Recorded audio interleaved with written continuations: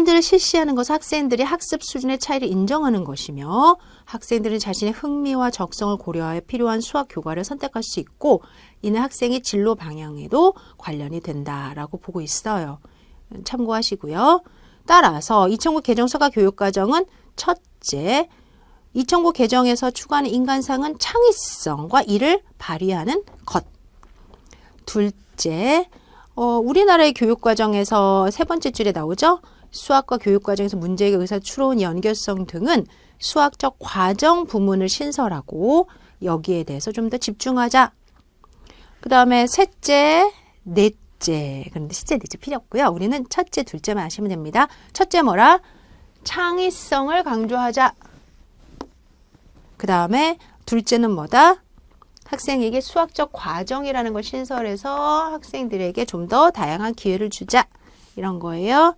이제 오른쪽으로 갑시다.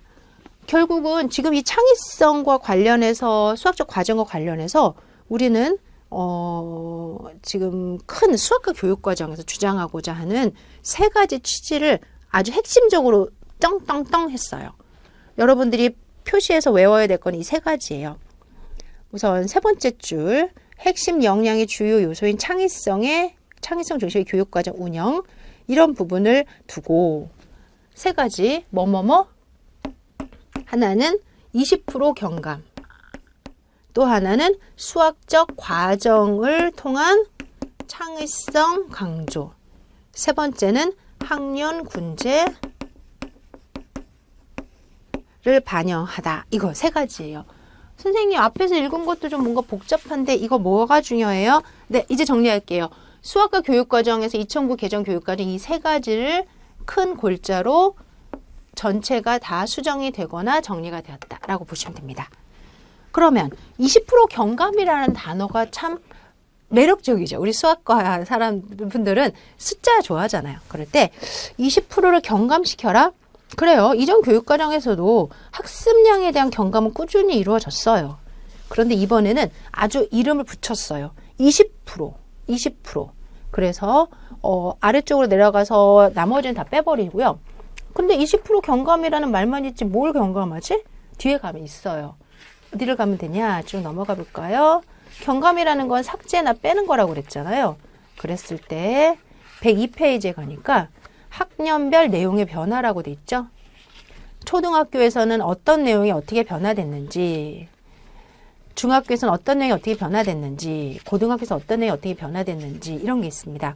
104페이지에 가면 초등학교에서의 주요 내용 변화는 이와 같다. 그 다음에 중학교에 가면은 고등학교랑 같이 해서 107페이지에 중학교에서 집합이 삭제되고 근사값이 삭제되고 십진법, 이진법이 삭제되고 했다. 또 108페이지에 가면 고등학교 내용 중에 실수가 삭제되고 그다음에 집합 내용이 통합되고 했다. 오, 선생님 이거 되게 중요하죠. 이제 2007 개정 교육과정까지는 그리 중요하지 않았지만 2009 개정 교육과정에서는 사실 의미를 두고 볼 영역이긴 해요. 여하튼 이러한 부분이 무엇이다?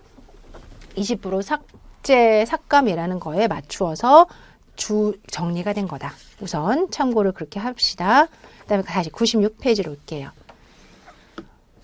2009에서 가장 중요한 건 창의성이라고 그랬죠. 따라서 교사가 창의성이 무엇인지 알아야 되잖아요.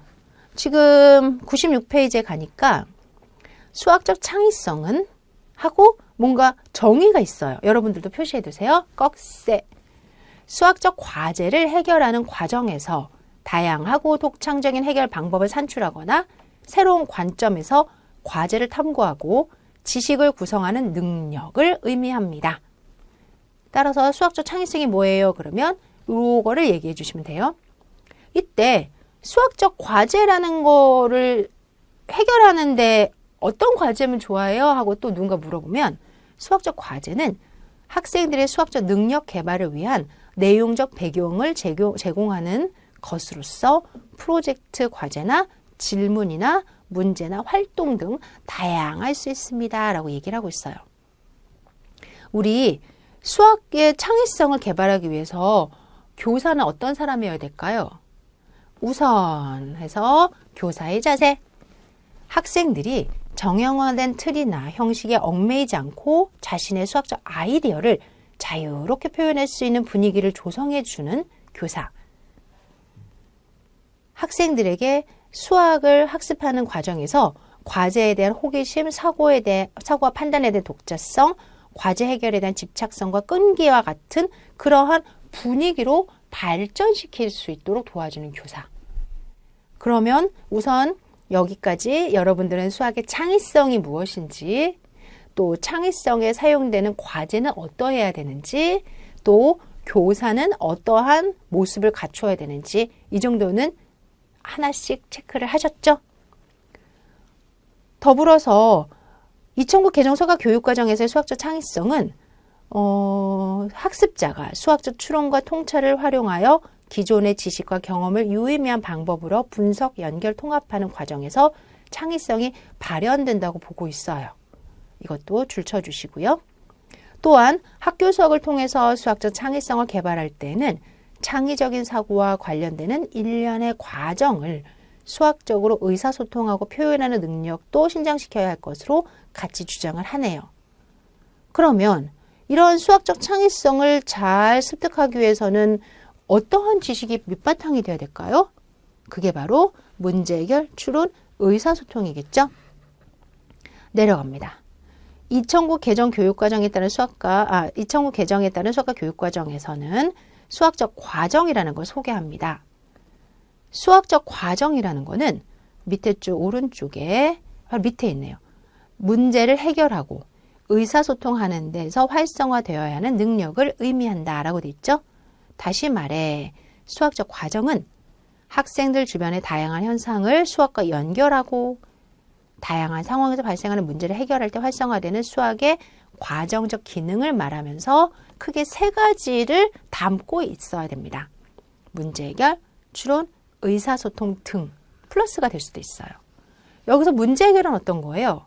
우리가 지금까지 쭉 강조했던 그 문제 해결 그거예요. 수학의 문제나 문제적 상황에서 그 해를 찾아내기 위하여 기지의, 잘 모르는 수학의 개념, 원리, 법칙 등의 지식이나 기능을 바탕으로 내 기지라는 건 현재 존재하는, 현재 학생이 잘 알고 있는 수학의 개념, 원리, 법칙 등의 지식이나 기능을 바탕으로 수학적 발견술이나 전략 등의 다양하면서도 종합적인 사고 과정을 수행하는 걸 의미하고요. 추론은 수학적 현상이나 사실 등을 대상으로 그와 관련된 잠재적인 수학적 규칙성이나 원리, 구조 등에 대한 결론으로 이르기 위한 논리적 사고 과정을 수행하는 걸 의미하고요. 그리고 수학의 의사소통은 수학의 아이디어나 생각 등을 수학적 표현 수단을 통하여 서로 공유하고 학습하게 되는 과정을 수행하는 것을 의미한다라고 되어 있는데, 이런 것들을 학교에서 꾸준히 과정적인 측면으로 쭉 계속 하다 보면 얘가 탄탄하게 엮여져서 어떻게 된다? 수학의 창의성이 신장된다. 그래서 제가 이렇게 그림을 그립니다. 꼭지점이 3개가 있어요. 문제 해결, 의사소통, 추론. 이거를 밑바탕에 깔고 쭉 올라가면은 뭐가 생긴다? 그렇지. 창의성이 생긴다. 이 부분 잊어버리지 마시고 그림으로 다시 한번 정리해 주십시오.